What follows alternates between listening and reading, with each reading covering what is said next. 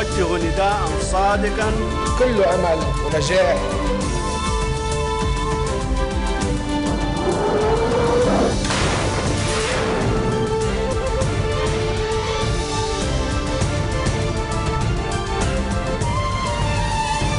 Good afternoon, you're watching the English newscast here on Future Television. I'm Linda Tamim and these are today's headlines. Parliamentary results suggest that an electoral alliance among Tripoli's main parties appears to have scored a victory in the city's municipal elections. Interior Minister Nuhad Mashnouk says the high turnout in the nationwide elections proves that Lebanon is not a corrupt state. And the Iraqi army storms the southern edge of Fallujah under U.S. air support and captures a police station inside the city limits. Parliamentary results suggest that an electoral alliance among Tripoli's main parties appears to have scored a victory in the city's municipal elections as Lebanon wrapped up the fourth and final round of local council polls in the northern and Akkad districts in generally peaceful voting. By capturing most, if not all, of Tripoli's 24-member municipal council, the For Tripoli list, backed by former Premier Saad Hariri and Najib Miati, former ministers Mohammad Safadi and Faisal Karami, several local MPs and Islamist groups, dealt a setback to resigned Justice Minister Ashraf Rifi and former MP Misbah al-Ahdab, who formed separate rival tickets in an attempt to break the traditional leader's sway in Lebanon's second city. Interior Minister Nuhad Mashnouk says the high turnout in the nationwide elections proved that Lebanon is not a corrupt state. In a press conference, Mashnouk praised the efforts of his ministry, particularly security forces, in allowing the elections to take place on time. He said that while Parliament Speaker Nabih Berri was persistent on holding the elections, Lebanon's political factions were encouraging it. Mashnouk also expressed doubt that the political parties will be able to agree on a new electoral law in time for the next parliamentary elections. Future Movement Chief MP Saad Hariri congratulated the winners in the North municipal elections and stressed the need for efforts to be put together for the benefit of Tripoli.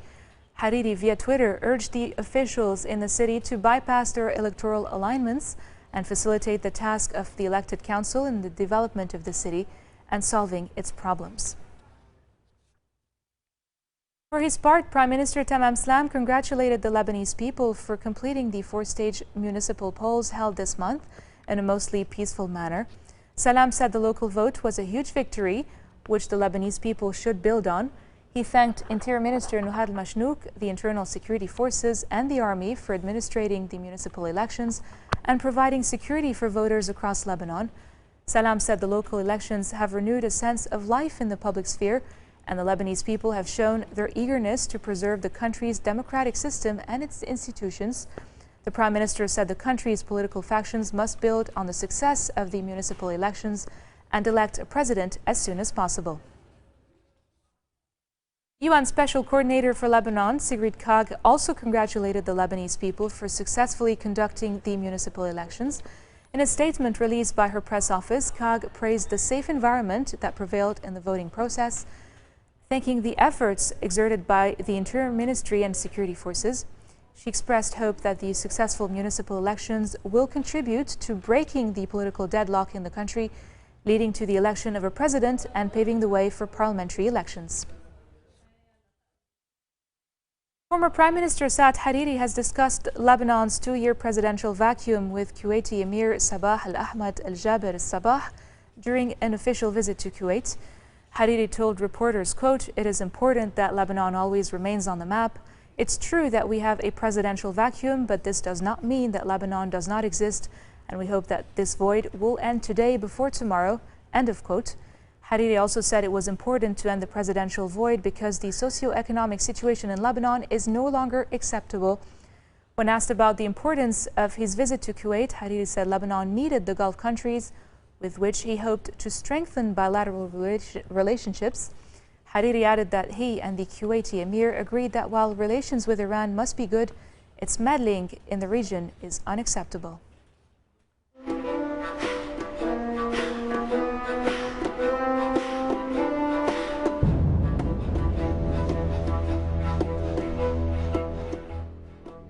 The Syrian opposition's chief negotiator in UN-brokered peace talks has announced his resignation, branding the stalled Geneva negotiations a failure on both the security and humanitarian fronts.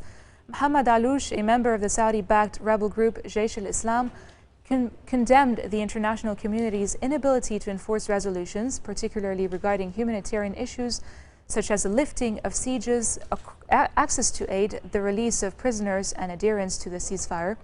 President Bashar al-Assad's government and non-extremist rebels agreed a shaky ceasefire in February to bolster the peace talks, but repeated violations have left the truce hanging by a thread.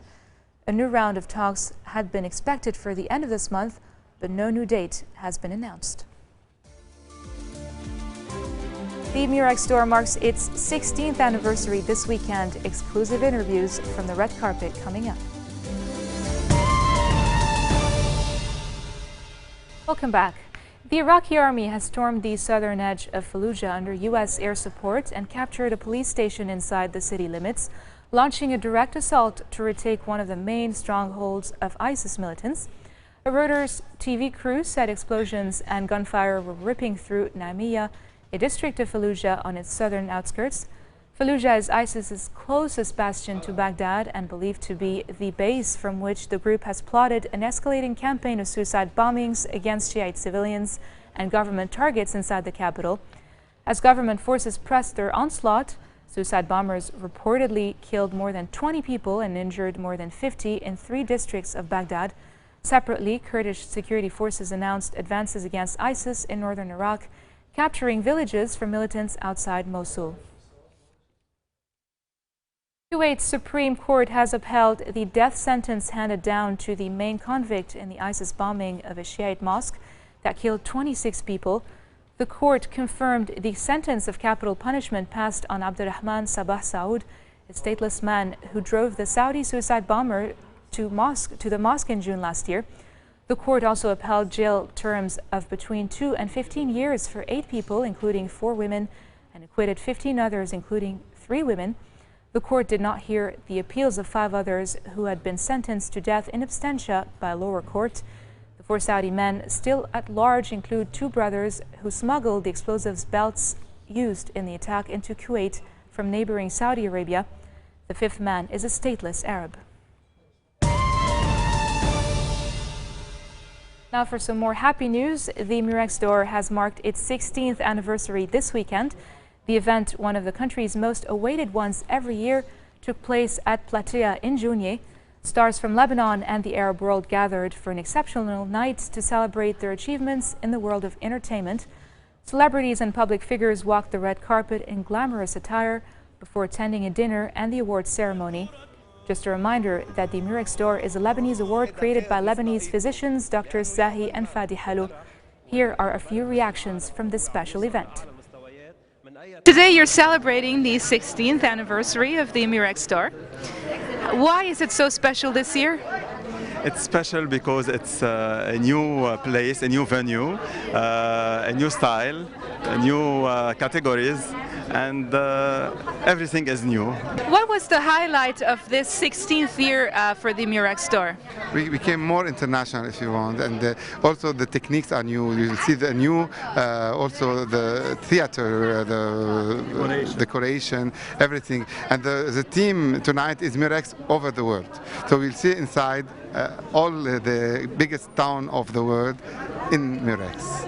What about you, gentlemen? Is it your first time attending the Murex store? How do you feel tonight? It's special, and it's the first time we do in the Platea. Okay. How are you feeling tonight? Are you excited? Yes, because it's new. I want to try the new things. Do you hope to become a star later on when you grow up?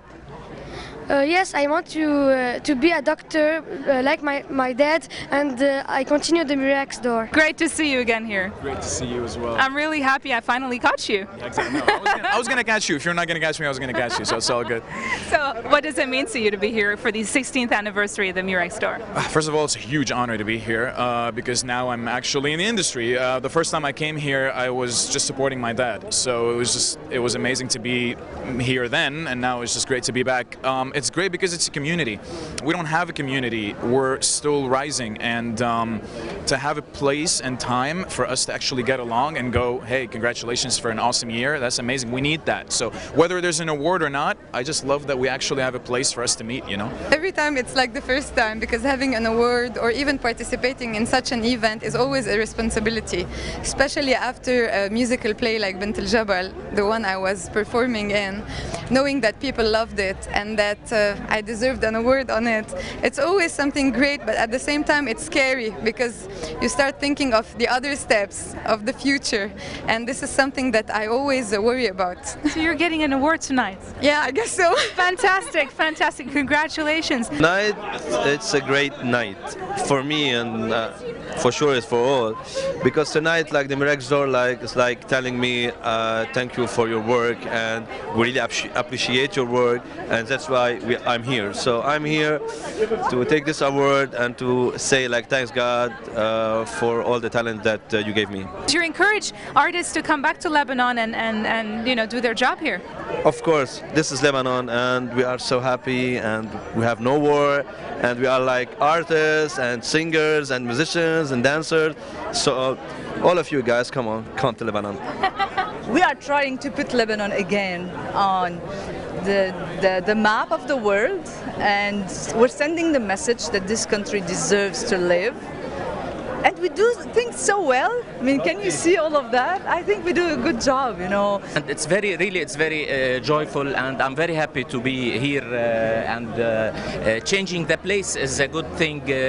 From Casino de Liban to Platea, here's the place where Fayrouz have her show 3-4 years ago. So it shows that in all around Lebanon, we're having celebrations. We're having our happiness here and there, not only in one place.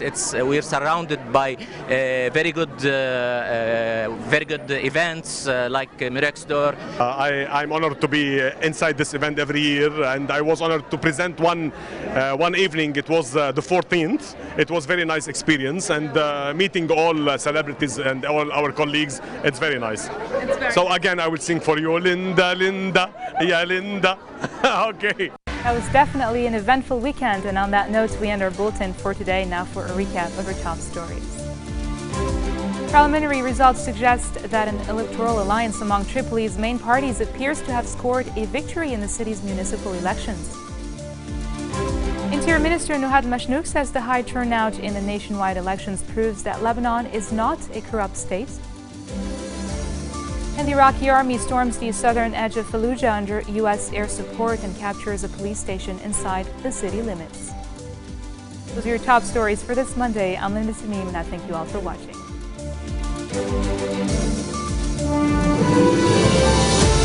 وجه نداء صادقا كل أمل ونجاح